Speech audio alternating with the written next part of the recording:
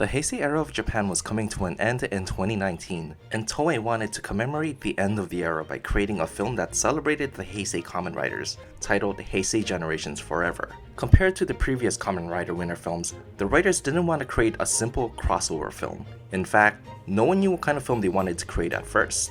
But since the winner films do feature the previous year's rider and the new rider, the creation of the script began with one question: in what kind of setting can the build writers come together to transform once more?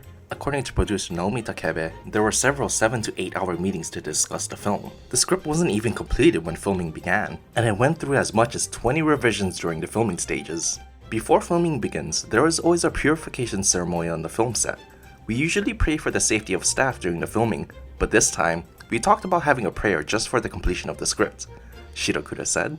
The three featured another writers in the film are another Den-O, another double, and another Kuga. According to Shirakura, another Den-O and another double were initially not part of the script because of the similarities between the main writers in the film. Den-O and Geo both have a time travel concept, while Double and Build have a two-color design scheme. Shirakura recalls how people called Build an imitation of Double. They were eventually rewritten back into the script when everyone realized how impactful they were during the Heisei series. Den-O was a major influence at its time, and Double was very pivotal to the franchise. The film features an original Imagin, an entity that is unique to the Kamen Rider Den-O series. While the Imajin's name is never said out loud during the film, its name is Futaros. If you look closely at Futaros's design, you'll see the letter F on their arm, similar to how Momotaro's has the letter M on his. However, because of Shirakura's misunderstanding, no one in the film refers to them by their name. It was thanks to the success of the 1999 film Ultraman Tiga, Ultraman Dyna, and Ultraman Gaia, the decisive battle in hyperspace. The production team felt confident in using metafiction into Heisei Generations Forever. One of the main messages the writing team wanted to convey to children was that Kamen Riders only exist in your hearts, and that they're just a work of fiction, nothing more. The team especially wanted children who lived through the 2011 Tohoku earthquake and tsunami to know this. While it was to conclude the Heisei Riders, we also couldn't forget one question that's been on our minds.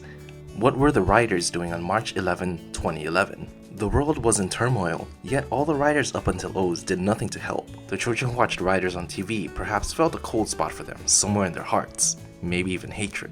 The identity of the other Another Rider, Another Double, was revealed 5 years after the film's premiere. In January 2023 on Shirakura's Twitter account, he reveals that Another Double is a former Rider fan, who has grown to hate the Kamen Riders. The 2011 Tohoku earthquake and tsunami was most likely going to be a part of Another Double's backstory, if they had focused on the character more. Despite it being a crossover film that features Build and Geo at the forefront, the film isn't canon to either series. The film is part of its own canon called Heisei Kamen Rider. According to Shirakura, although Soga obtains the Kuga and Double ride watch in the film, the ones you see in the television series were obtained in a completely different story.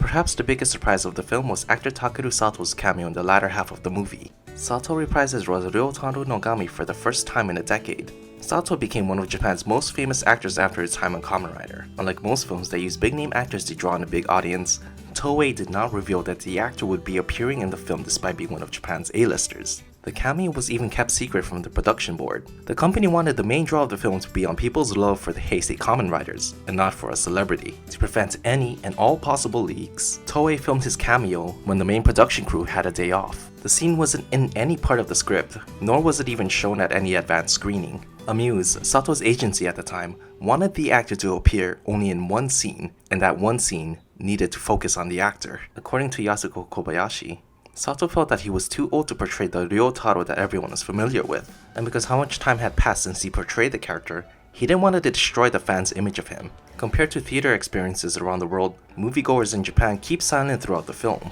even during the comedy ones. However, Seki Toshihiko, who voices Momotaros from Kamen Rider Den-O, pre-ordered his tickets for the premiere showing because he knew fans would have an audible reaction to Sato's cameo. Another big-name actor who made their acting career start in tokusatsu almost made a cameo in Heisei Generations Forever as well. Masaki Suda, who portrayed Philip in Kamen Rider Double, did receive an offer, but due to scheduling conflicts, he was not able to. And that's all for today's video. If you enjoyed this video, please like, comment, and subscribe. Thank you.